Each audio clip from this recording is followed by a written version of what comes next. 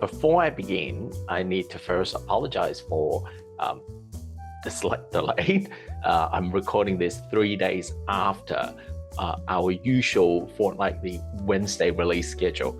Now, firstly, this is a solo episode, so if you're looking forward to interviews or conversations, hang in there for another week and a half.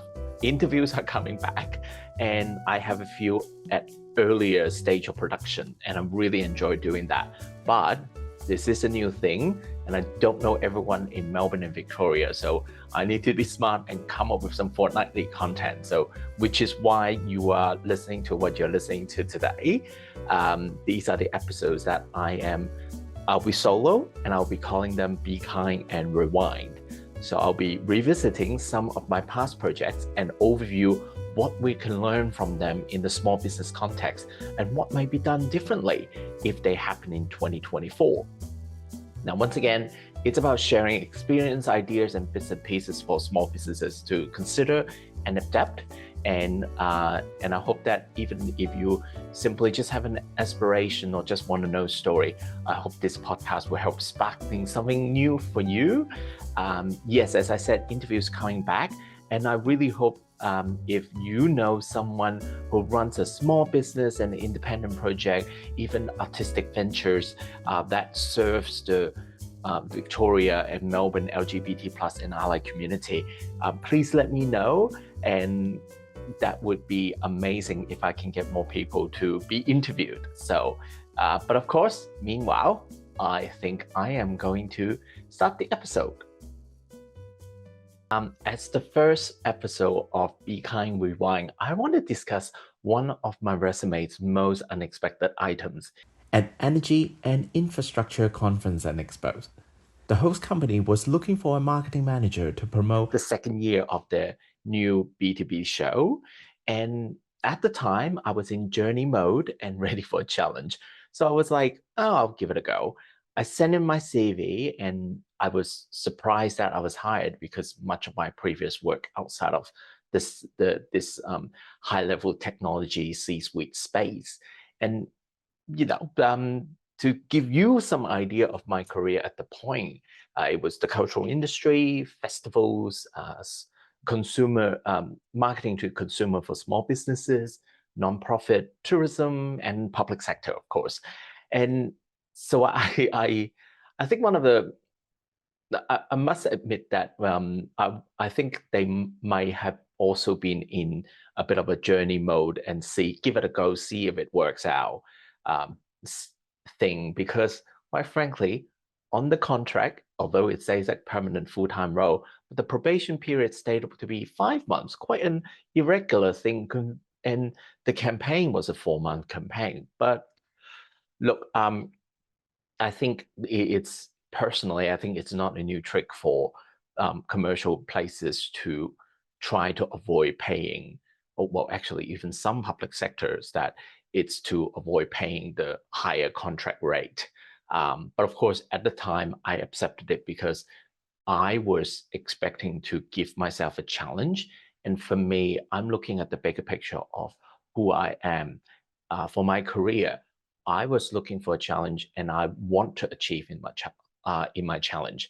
So I guess in a way that for this company who's also going for I'll give it a go mode. And on my very first day, my colleague asked, do you have any experience in the power industry, utilities, or infrastructure, private-public partnership, that kind of thing? I said nope. I figured that's no reason for me to pretend that I'm something else. And it is an important thing, I think, for me, especially during my journey mode period. Marketing, and if you look at it, marketing is such a big space, and there's so many segments to put different things together. And I know myself, I'm a content marketer, and story matters. And with a bit of observations, all the part behind the scenes, so I think I followed my instinct and came up with a few stops. So the first stop is finding the right collaboration. I put a few evenings to learn about the sector, which mostly forgotten by now, but it helped me to find within the organization that with whom I can lean on. So there are people who's in tune with what the show is about, who's good at what they're doing, and um, also a bit of through conversation that you can see who's open to have a conversation with me. Like, in short, who vibes. There's one of the executives that in charge of productions and the lead of sales. They are those people. They're good at what they're doing and they're open to talk about it. Um, from my understanding is that it's they both seen a lower point of this new show because they were there during the first year and determined to push it to the new level. So yeah, so I just chose a desk near both of them. Why not? Then it's about connecting all the dots. In this case, it's about communicating and showing evidence of the need for such a show, which the need is the high level discussion of the power and utility sector. Um, I was fascinated because they were talking about renewables and costs even before the pandemic. And well, that's why crafting the message with help from the two men that I mentioned before really help. And it's really important to rely on them to give you a second opinion of your work. Now, given that it was a 4 months campaign and that particular show was practically unknown, I also reach out externally, but selectively. So I think this is my point number two. And for me, it's a combination of digital advertising agency that focus on profiling the brand awareness, and then also setting up contra deals with relevant organizations and publications. Now, it's there's no one particular way to make things happen. And when selecting the method of what you do, you should consider the context. So, for example, if you want to sell theater tickets, you might want to, instead of doing what I was saying, you might want to do a crossover organic and social media advertising tied in, and then quite a lot of publicity focused media releases. So it is about follow your instinct, think about how you balance your resources, your context, and your audience to fit your particular campaign. So, I mean, the show that I'm talking about is a 4 month campaign for B2B market, but if for small businesses, it might have something to do with the local community, or there might be someone who has a voice in the community that can help being your influencer, if you may. Now, this is recording 101. It's make sure you plug in your recording device uh, because the setting I got up there is it's a nice little very eclectic wall that I have that I set up for my podcasting, and then I realized that I haven't prepared a place to plug in power. Anyway. Well, I mean, it's nice to see something a little bit different visually, I hope. Um, anyway, where was I? So talking about a show, I was really proud of the show's good attendance number, which was multiple of the original database that I got 4 months before the show. So, and also we generated all of that. And of course, the attendance, ticket sale, and database and such as we went just about 5% below budget. And that was something that I was very happy about, that we don't need to spend that much money sorry, we don't need to spend more money than we needed, because I was confident in the keyword targeting campaign, especially on LinkedIn, because, well, B2B show, Google remarketing and Google display ads. So the look alike built from people who opt in. So this is what I call a balanced digital ecosystem, which is, in my opinion, is a lot better than data buying, which some might refer to as media acquisition. Uh, the lines are blur. And I want to focus on that topic for a bit. So one of the other executives who, frankly, I don't believe she believed in the show, was very, very biased about purchasing databases, which to me was tone deaf to the B2B context, and also for such a short campaign.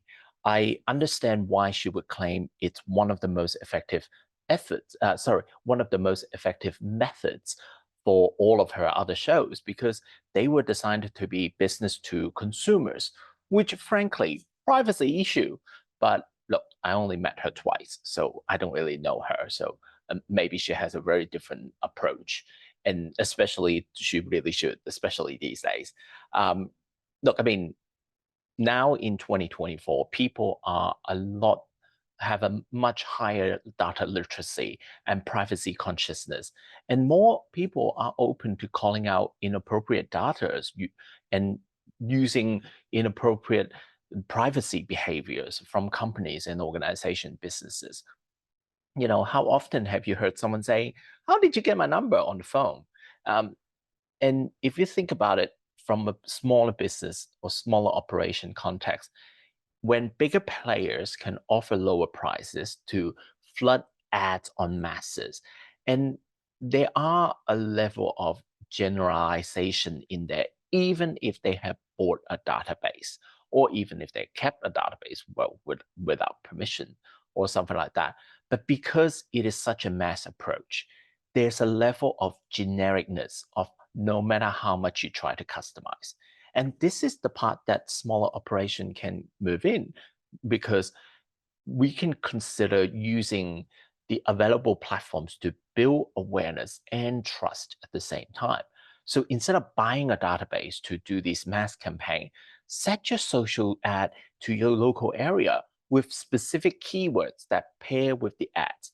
That, for example, encourage people to sign up to your news or follow your channel before you start selling them a product. Get them to build awareness, engage with your customers. And of course, get your existing customers and clients to react to your post, encourage them to post a compliment or tag you in a post, get them to take a picture and put it on Instagram if they want.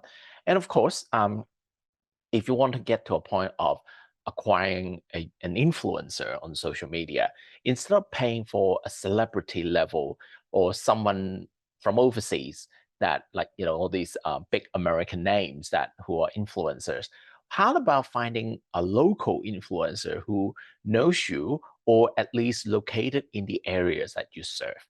So we're talking about a well-rounded, curated message and approach out there. So as I mentioned earlier, there's more than one way to get things done in marketing.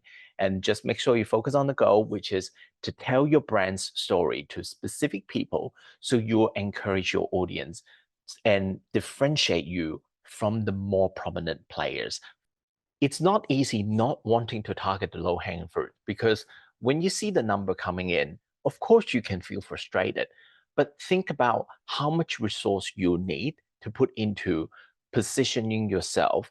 And if you position yourself directly against prominent players or larger players who's really good at grabbing low-hanging fruits, and if you used a similar approach in marketing, the same way that they do, then you may be shooting yourself in the foot.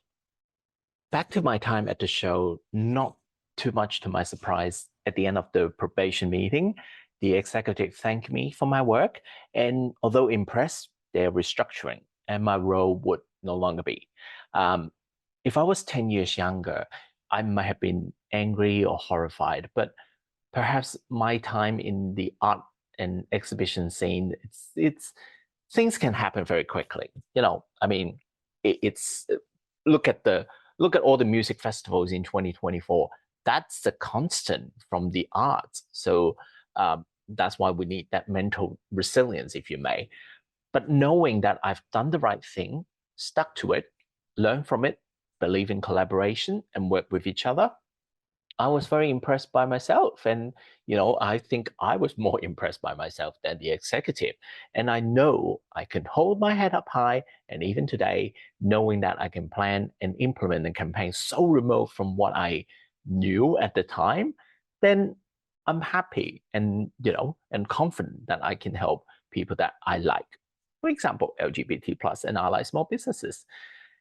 And just to wrap things up, let's just look at it. Generations ago, it was about finding the right job and stick to it, and for decades or your entire adult life. And these days, there's more than one way to consider your career is working out. To me, it's about making sure my campaigns are good, it's fit to purpose.